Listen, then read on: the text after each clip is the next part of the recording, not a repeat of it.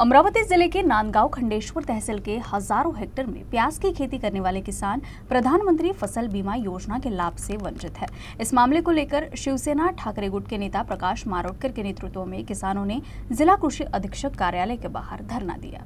प्रकाश मारोटकर ने कहा कि वर्ष 2016 से शुरू हुई प्रधानमंत्री फसल बीमा योजना का मुख्य उद्देश्य किसानों को प्राकृतिक आपदाओं से होने वाले नुकसान की भरपाई देना है, लेकिन नांदगांव खंडेश्वर तहसील के प्याज उत्पादक किसानों को अब तक इस योजना का लाभ नहीं मिला है, जबकि जिले के अन्य तहसील में प्याज फसल को बीमा सुरक्षा प्राप्त है।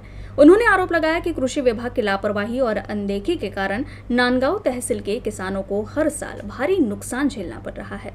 खासकर बेमौसम बारिश और ओलावृष्टि के कारण प्याज की फसल को बड़ा नुकसान होता है, लेकिन बीमा कवच न होने से किसानों को किसी भी प्रकार की आर्थिक मदद नहीं मिलती।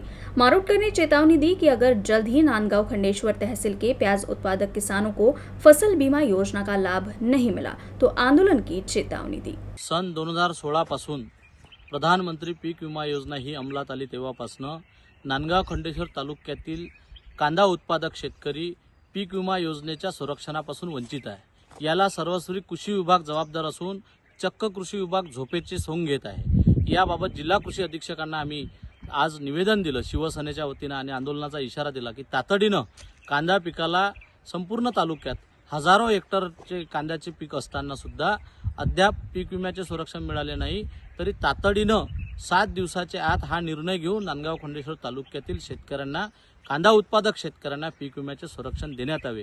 कारण अवकाळी पाऊस, गारपीट या नैसर्गिक आपत्तीमुळे कांदा पिकाचे प्रचंड नुकसान होते आणि शेतकऱ्यांना नुकसान भरपाई भेटत नाही। त्यामुळे पीक विम्याचं संरक्षण असल्यास शेतकऱ्यांना हजारो रुपये नुकसान भरपाई भेटू शकते।